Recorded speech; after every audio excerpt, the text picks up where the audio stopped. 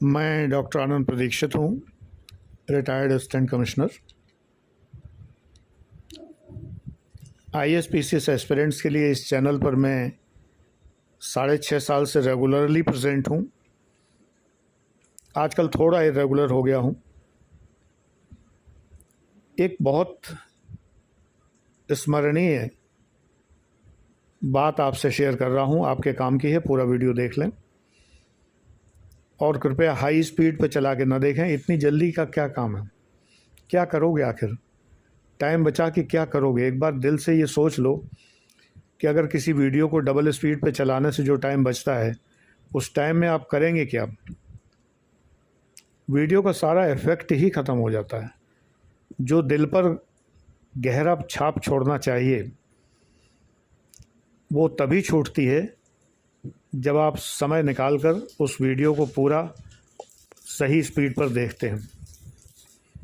अगर high speed पर देखते हैं तो वो चिचियाती हुई आवाज़ आपके दिल पर गहरा प्रभाव नहीं छोड़ सकती। तो मूल विषय पर आते हैं। मेरी पृष्ठभूमि में जो पुस्तकें आप देख रहे हैं उसमें पूंजी नाम की एक पुस्तक है जो 3 खंड में है, कार्ल मार्क्स ने लिखी है। ये जर्मन में डास कैपिटल है, DASKAPITAL, डास कैपिटल। इसको दास मत पढ़िए, जर्मन में डी को डी पढ़ा जाता है, दा नहीं पढ़ा जाता। डास का मतलब है दी, THE, यानी द कैपिटल, हिंदी में पूंजी। जब मैंने ये पुस्तक खरीदी थी 1971 में, तो ख़रीद कर यूं ही रख दी थी, क्योंकि पलट के देखी तो लगा समझ में नहीं आएगी। BSc में पढ़ता था, उस ज़माने में ये पूरी पुस्तक 2 रुपये कुछ पैसे की आई थी। मेरे एक परिचित और रिश्तेदार, मेरे भतीजे लगते हैं लेकिन मेरी बराबर उम्र के हैं, कम्युनिस्ट हैं, पुस्तकें विक्रय किया करते थे, उन्हीं से मैंने ये पुस्तक ख़रीदी थी। काफ़ी दिन तक उनको ये भ्रम रहा कि मैं भी कम्युनिस्ट होने जा रहा हूँ, लेकिन मैंने कहा कि मुझे तो बस पुस्तकें अच्छी लगती हैं, मुझे कम्युनिस्ट नहीं होना है। खैर, फिर 1981 में मैंने PCS की तैयारी की, पहली बार ट्रेजरी अफसर हो गया। तो तैयारी के दौरान मैंने समस्त कम्युनिस्ट पुस्तकें भी पढ़ डाली। उन दिनों इंटेलेक्चुअल होने का मतलब कम्युनिस्ट साहित्य पढ़ना माना जाता था, और निश्चित रूप से इससे इंटेलेक्चुअलिज्म काफ़ी बढ़ती भी थी, अब भी बढ़ती है। कम्युनिस्ट होने की ज़रूरत नहीं है, लेकिन कम्युनिस्ट साहित्य पढ़कर ज्ञानवर्धन बहुत ज़्यादा होता था, होता है, होता रहेगा, इसमें दो राय नहीं है। अब मैंने 1981 में डास कैपिटल पढ़ा, पहला खंड पढ़ा तो कुछ समझ में आया, कुछ नहीं आया, दोबारा पढ़ डाला।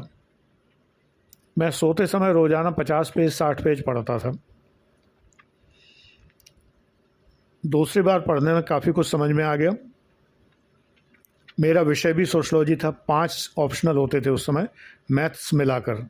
मैथ्स को कंपलसरी ऑप्शनल कहते थे, क्योंकि अगर आपको अकाउंट सर्विसेज में जाना है, treasury officer, accounts officer, assistant commissioner sales tax, account इत्यादि, तो आपको मैथ्स कंपलसरीली ऑप्ट करना पड़ता था, नहीं तो 4 ही ऑप्शनल लेने होते थे।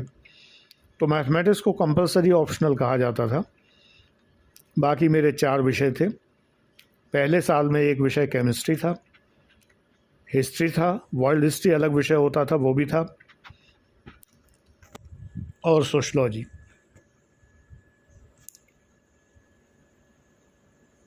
तीन PCS मैंने दिए, तीनों मेरा सिलेक्शन हुआ, और हर बार मैंने एक विषय बदला, केमिस्ट्री बदल के कुछ और लिया, पॉलिटिकल साइंस लिया, कल्चर लिया, ऐसे करके बाकी विषय सेम रहे। एनीवे वो कहानी नहीं। इस पुस्तक को पढ़ने के बाद मुझे ये लगा कि मार्क्स ने इस पुस्तक में बहुत गलतियां की हैं और मार्क्स को संभवतः कॉस्टिंग के फंडामेंटल्स भी नहीं पता थे। इतने महान चिंतक, इतने महान थिंकर में कमियां निकाल देना। उस समय फेसबुक तो होती नहीं थी कि जो लिख दो तो 4 लोग पढ़ेंगे।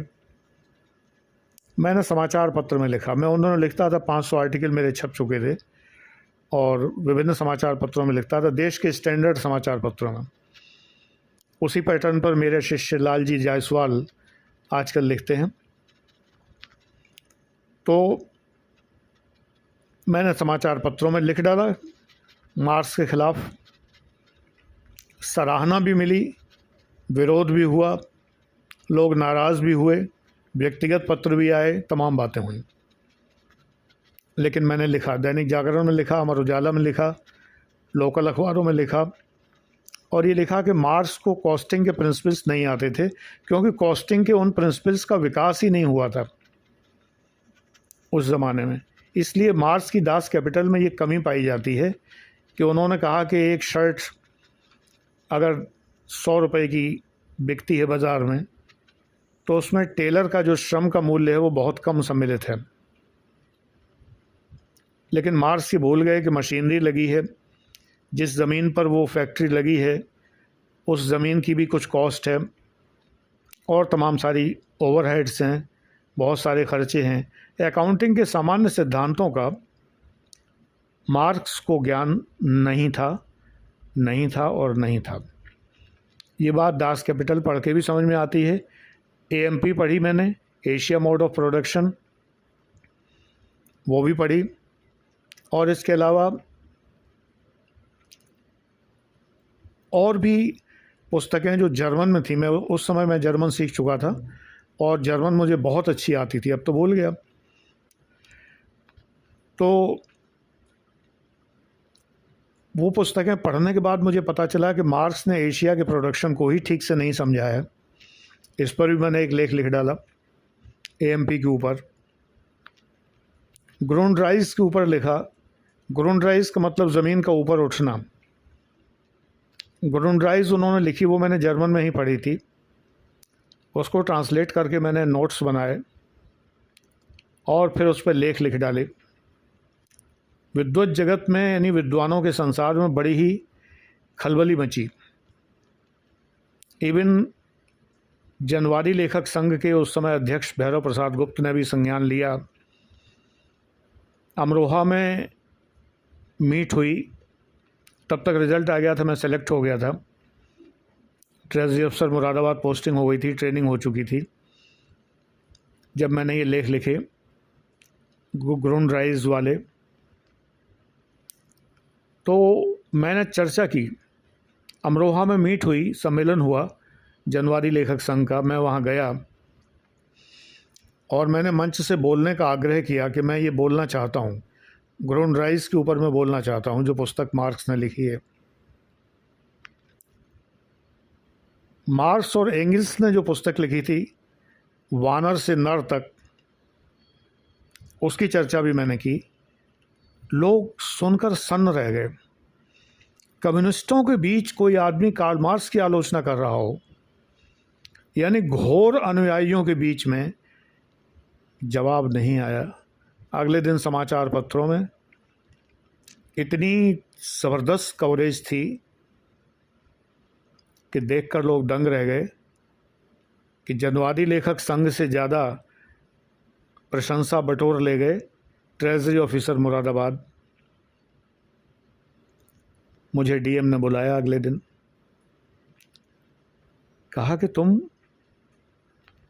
इतना पढ़ते हो अभी भी? मैंने कहा सर पढ़ने की आदत है।